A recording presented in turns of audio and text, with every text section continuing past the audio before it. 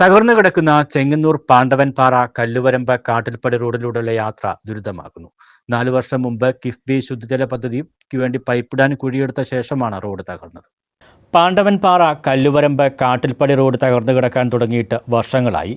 4 വർഷം മുമ്പ് ശുദ്ധജല പദ്ധതിക്ക് വേണ്ടി പൈപ്പിടാനെടുത്ത കുഴിക്ക് ശേഷമാണ് റോഡിന്റെ തകർച്ച ആരംഭിച്ചത്. മഴക്കാലമായാൽ കുഴികളിൽ വെള്ളം നിറഞ്ഞു കിടക്കുന്നതിനാൽ കാൽനട യാത്ര പോലും ദുഷ്കരമാണ്.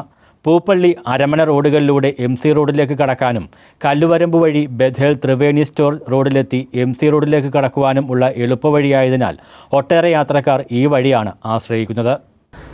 ഈ റോഡ് തകർന്ന് തരിപ്പണമായിട്ട് കാട്ടിപ്പടി പാണ്ഡവൻപാറ റോഡ് തകർന്ന് തരിപ്പണമായിട്ട് കിടന്നിട്ട് 4 വർഷത്തോളമായി കിഫ്ബി പദ്ധതി ഉൾപ്പെടുത്തി ശുദ്ധജല പദ്ധതിക്ക് വേണ്ടി കുഴിച്ച റോഡാണ്. ഇന്ന വരെ ഇത് ബജറ്റിൽ ഉൾപ്പെടുത്തിയിട്ടുണ്ടെന്ന് പറയുന്നുണ്ട്. ഇത് ഭരണസമിതി കാലാവധി തീരാറായിരുന്നു. നന്നാക്കുമെന്ന് ഇതുവരെ അറിയില്ലെന്ന്. എത്രയും പെട്ടെന്ന് ഈ റോഡ് സഞ്ചാരികമാക്കണമെന്നാണ് നാട്ടുകാരുടെ പ്രധാന ആവശ്യം.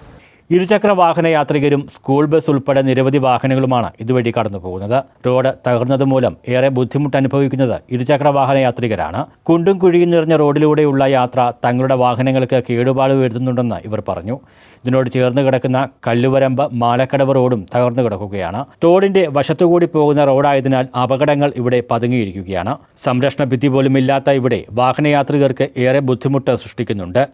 SNDP ഗുരുമന്ദിരവും റോഡും പാണ്ഡവൻപാറ റോഡും റീടാറിംഗ് നടത്തണമെന്നാണ് പ്രദേശവാസികളുടെ ആവശ്യം. കൂടാതെ തോടിന് സംരക്ഷണ ഭിത്തി കെട്ടി റോഡ് സുരക്ഷിതമാക്കണമെന്നും പ്രദേശവാസികൾ ആവശ്യപ്പെടുന്നു. News bureau, Chengannur.